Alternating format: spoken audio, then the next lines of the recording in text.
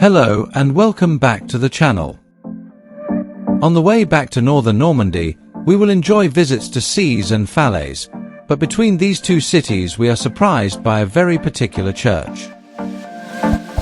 And if you like our video, do not forget to like it, subscribe and activate notifications so that you know when we upload a new video.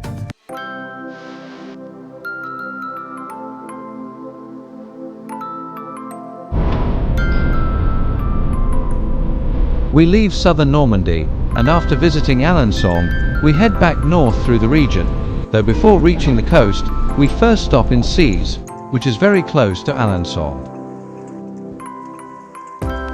The town of Sées is crossed by the Orne River, which originates just a few kilometers upstream, and was once traversed by a Roman road that led from southern England to Spain.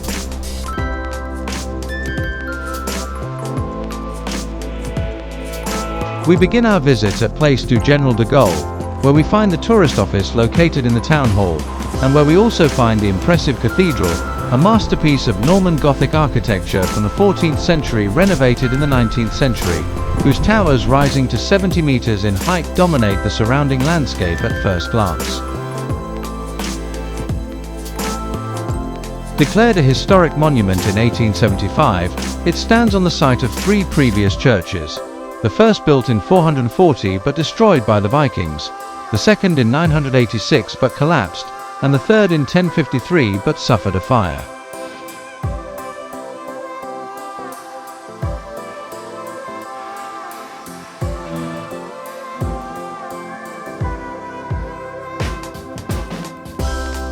The cathedral is located within the so-called Canons Quarter, where we find several other religious buildings, such as the Cathedral Presbytery or the Canonical Chapel, a beautiful 13th century building that served as residence for the canons, with a refectory on the ground floor and dormitories upstairs.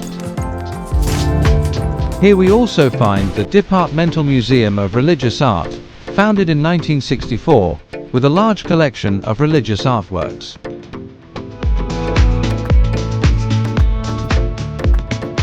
From one side of the cathedral, we begin a walk along Rue de la République, where we find some beautiful half-timbered houses, like the one at number 70, or the Hôtel Dieu, now a hospital and rehabilitation center, founded in 1209 to receive the sick, the poor, and the elderly from Sées and surrounding parishes.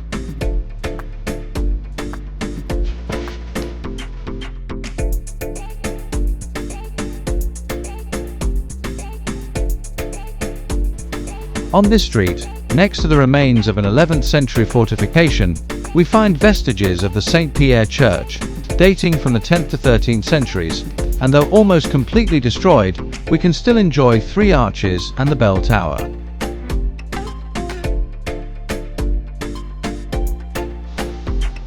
And heading back to the impressive cathedral before going to Falaise, our next visit passing through Argentan and Putanges-le-Lac, we stop in Ménil-Gondouin, where we find a very particular religious monument, whose colorful facade painted by Father Victor Paysant invites visitors inside.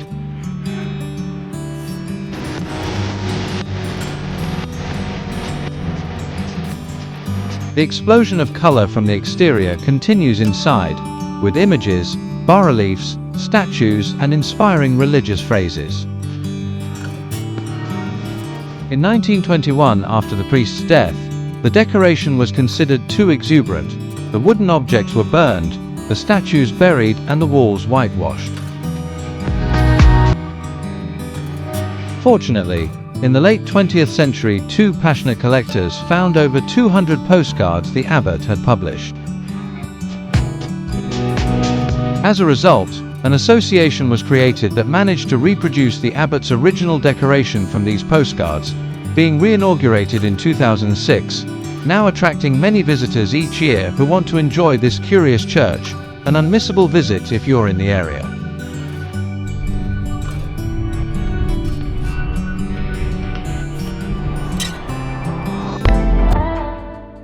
We leave the beautiful colorful church of Saint Vigor and continue north, reaching Falaise 20 kilometers away, a town of about 8,000 inhabitants whose skyline is undoubtedly dominated by the castle, which we will visit later.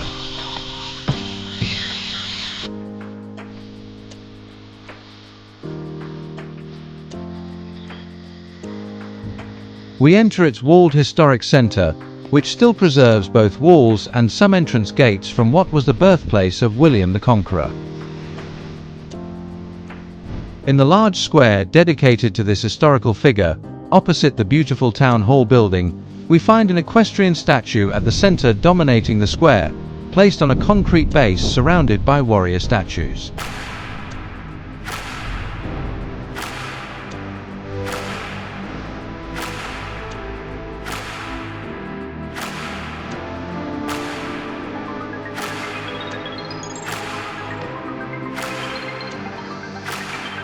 On one side of the square we find the Falaise Memorial, dedicated to civilian life and survival during World War II.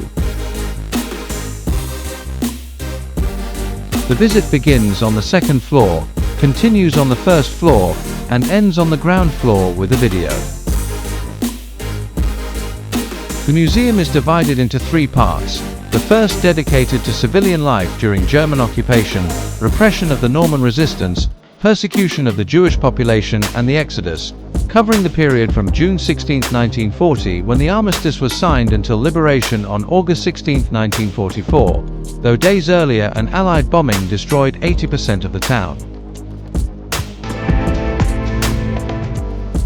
The second part of the museum is dedicated to civilians and liberation, evoking the bombings we mentioned, which took 12,000 lives in the Normandy region, and which were exploited by the Vichy government and collaborationist parties to turn the population against the Allies.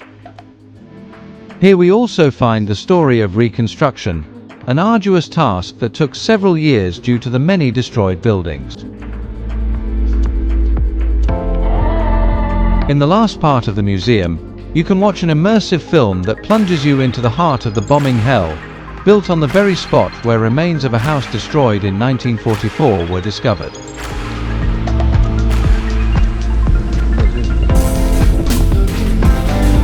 We finish the museum visit, and in the square we find the Church of the Trinity, the most famous of Falaise churches, which suffered a siege in 1206 that badly damaged it, being rebuilt in the 14th century. Though the original Romanesque building is still visible in some details, the church is distinguished by its pronounced Gothic character, with very rich decoration and impressive clarity. Heading north through the town, we can enjoy more historic monuments like the walls, which at their peak stretch 2 kilometers with 50 towers and 6 fortified gates, though we return to William the Conqueror's castle, which as mentioned is Falaise's most important monument.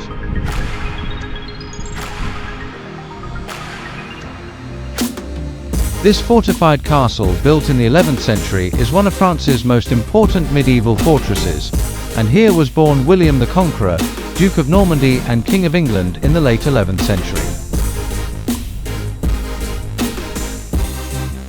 The fortress belonged to his descendants until the 13th century, when captured by the French, and during the 100 Years' War changed hands many times.